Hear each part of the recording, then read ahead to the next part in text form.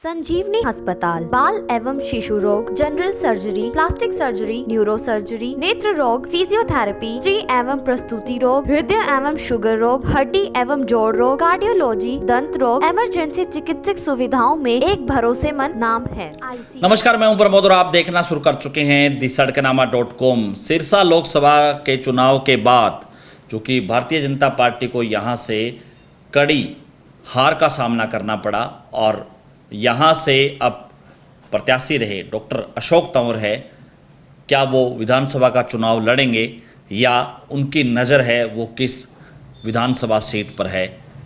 इसके साथ साथ पूर्व सांसद सुनीता दुग्गल है, क्या वो विधानसभा चुनाव लड़ेंगी, वो अगर चुनाव लड़ती हैं तो कौन सी सीट से लड़ेंगी। आज इस वीडियो में इन्हीं दोनों नेताओं पर बात करेंगे। तो सबसे पहले हम आपको बता दें कि डॉक्टर अशोक तंवर है जिन्होंने 2024 का लोकसभा चुनाव लड़ा और कुमारी शैलजा से वो हार गए और क्योंकि बड़ी हार का सामना डॉक्टर अशोक तंवर को करना पड़ा। इस वीडियो में चर्चा करेंगे कि क्या डॉक्टर अशोक तंवर है वो 3 लोकसभा चुनाव है वो हार चुके हैं लगातार। क्योंकि चाहे हम बात करें 2009 में उन्होंने चुनाव जीता, उसके बाद 2014 का चुनाव उन्होंने हारा, 2019 का चुनाव उन्होंने हारा और 2024 का चुनाव भी वो हार गए। लेकिन तीनों चुनाव में एक बात कॉमन जरूर रही कि सिरसा लोकसभा क्षेत्र में डॉक्टर अशोक तंवर है पिछले 15 सालों से एक्टिव जरूर हैं। क्या वो विधानसभा का चुनाव लड़ेंगे तो सिरसा लोकसभा सीट की ही कोई आरक्षित सीट पर चुनाव लड़ेंगे, ये भी एक देखने वाली बात होगी। लेकिन फिलहाल जो अपडेट आ रही है कि क्या डॉक्टर अशोक तंवर की नज़र है वो किस सीट पर है। हम आपको बता दें कि लोकसभा चुनाव के नतीजों और आंकड़ों पर नज़र डालें तो सिरसा लोकसभा की जो 9 सीटें हैं विधानसभा की, उन सभी सीटों पर भारतीय जनता पार्टी यानी प्रत्याशी डॉक्टर अशोक तंवर है वो हारे हैं। अगर आरक्षित सीटों की हम बात करें तो रतिया, कालांवाली और नरवाना, ये 3 आरक्षित सीटें हैं। इनमें सबसे कम मार्जिन है हार का वो नरवाना में रहा है, क्योंकि करीब 15,000 वोटों से यहाँ से कुमारी शैलजा है वो चुनाव जीती हैं।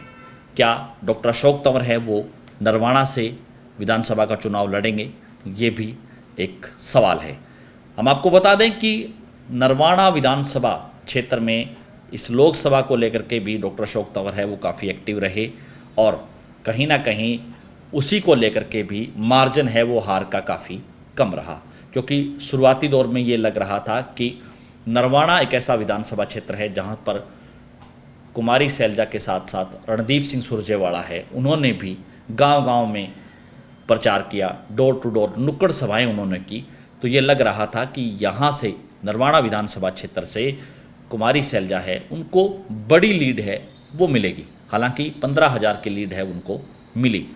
दूसरा, इस नरवाना सीट पर जो कि इनेलो के प्रत्याशी थे संदीप लोट, जो कि नरवाना विधानसभा क्षेत्र के अंतर्गत ही उनका गांव है, उनकी अपनी विधानसभा है जहां से उनके दादा विधायक रहे और उनके पिता भी जो है एक्टिव राजनीति में रहे।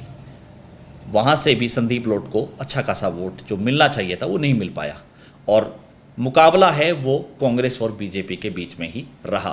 क्या डॉक्टर अशोक तंवर नरवाना से चुनाव लड़ेंगे, क्योंकि यहाँ पर भारतीय जनता पार्टी से कोई बड़ा चेहरा नहीं है और यहाँ से जो विधायक हैं वो जननायक जनता पार्टी के हैं, रामनिवास सुरजाखेड़ा। हालांकि वो उनका समर्थन है वो बीजेपी को प्राप्त है और आपने देखा होगा कि लोकसभा चुनाव में भी उन्होंने खुल्लम खुल्ला घोषणा की थी। हालांकि जेजेपी ने उनके खिलाफ जो है कार्रवाई है वो कर दी है, विधानसभा के जो स्पीकर है उनको लिखा गया है, लेकिन अभी कोई कार्रवाई नहीं हुई है। लेकिन इस बीच डॉक्टर अशोक तंवर को लेकर के ये अपडेट आ रहा है कि डॉक्टर अशोक तंवर है अब नरवाना विधानसभा क्षेत्र को लेकर के उनकी नज़रें लगी हुई हैं। हालांकि भारतीय जनता पार्टी अब विधानसभा चुनाव को लेकर के क्या फैसला लेती है वो तो एक आने वाला समय बताएगा। दूसरे नेता को लेकर के चर्चा कर लेते हैं जो कि सुनीता दुग्गल है। आपने देखा होगा कि रानिया में पूर्व मुख्यमंत्री मनोहर लाल, उन्होंने ये ऐलान किया था, उन्होंने ये घोषणा कर दी थी कि बहुत जल्द उनकी जो सांसद हैं सुनीता दुग्गल, वो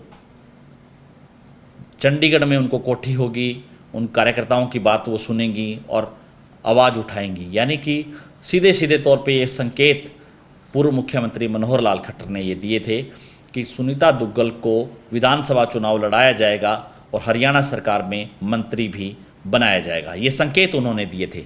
यानी कि ये कहा जा सकता है कि सुनीता दुग्गल है वो चुनाव विधानसभा का लड़ेंगी, क्योंकि लोकसभा चुनाव में उनका टिकट काट करके डॉक्टर अशोक तंवर को उनका टिकट दिया गया था। इससे पहले जहां 2014 में सुनीता दुग्गल ने रतिया विधानसभा क्षेत्र से चुनाव लड़ा था, जहां से वो करीब 500 वोटों से चुनाव हार गई थी। हालांकि मुकाबला है वो काफ़ी कड़ा था। अब क्या सुनीता दुग्गल रतिया विधानसभा सीट से ही चुनाव लड़ेंगी? हालांकि यहाँ से जो विधायक हैं लक्ष्मण नापा, जो कि भारतीय जनता पार्टी के ही हैं, 2019 में लक्ष्मण नापा यहाँ से विधायक बने, और अब क्या उनका टिकट काट करके सुनीता दुग्गल को यहाँ से टिकट दिया जाएगा? यानी कि सुनीता दुग्गल की अगर चॉइस देखी जाए तो वो रतिया विधानसभा सीट से उनकी चॉइस जो है लग रही है।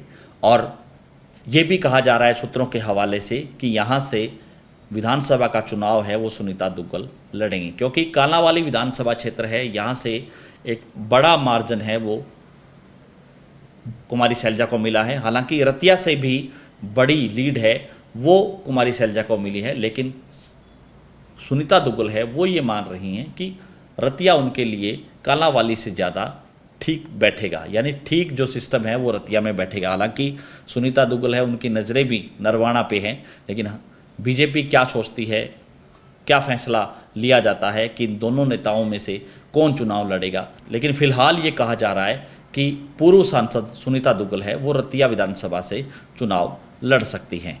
तो इस वीडियो में सिर्फ इतना ही। ज़्यादा से ज़्यादा इस वीडियो को आप शेयर जरूर कर दीजिए।